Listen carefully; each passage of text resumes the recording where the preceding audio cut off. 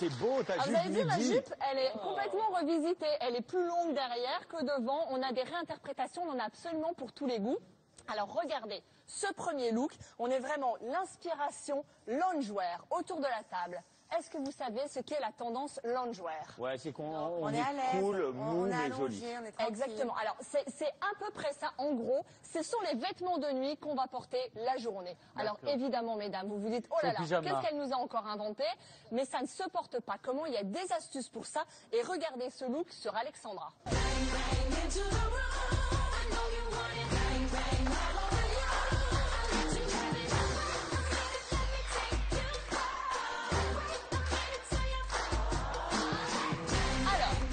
Sur ce premier look, Alexandra porte une jupe midi en résille qui amène un look très actuel. C'est ce contraste de matière qui va complètement la moderniser.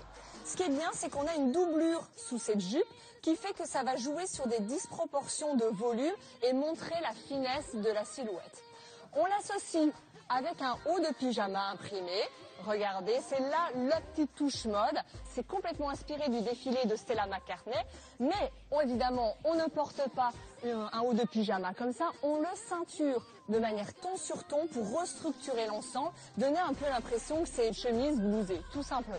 Mais Caroline, c'est une véritable veste de pyjama ou C'est une veste de chemise qui pyjama. ressemble? Oui, D'accord. oui. Ok. Alors, en ce moment, on commence à trouver ce type de pièces absolument partout parce que c'est vraiment l'inspiration du moment qui arrive et on est sur l'idée d'une veste de pyjama qui est receinturée. On l'accessoirise avec des petites touches très sophistiquées.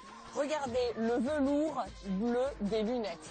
C'est le petit détail qui va faire la différence. C'est velours. C'est du velours, ça ramène une certaine profondeur à la couleur. Et puis un sac qui est exactement de la même couleur. Vous avez vu que cette tendance est quand même très forte, donc on tempère, on reste vraiment sur des accessoires ton sur ton. Et évidemment là, on met des sandales très élancées aux pieds et surtout très fines. De cette manière, ça va amener une silhouette très très fine et élancée. Car moi je trouve quand même que la jupe midi, quand même, du coup, ça coupe la jambe. Moi, je n'ose pas porter ça. Alors, la jupe midi a très mauvaise réputation pour ça. Elle fait une ligne horizontale en plein milieu des mollets. Et en plus, elle a souvent un volume évasé. Enfin, mais vous alors, avez le du mollet coup, très haut, hein, quand même, alors, dans ce cas-là. Parce que là, on est ça doit au-dessous. toucher les mollets. En fait, la longueur midi, ça doit commencer à toucher les mollets. Alors, pour contrecarrer en fait cet effet, il y a plusieurs choses. Un, c'est de choisir une couleur de jupe proche de la carnation de la peau. Du coup, on n'a pas un volume qui va couper d'un coup.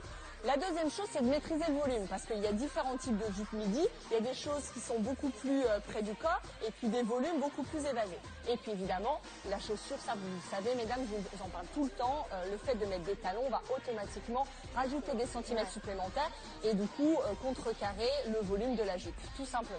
Donc si vous respectez ça, vous pouvez la porter sans problème. Allez, on continue avec un second look. Merci beaucoup Alexandra. Je vous propose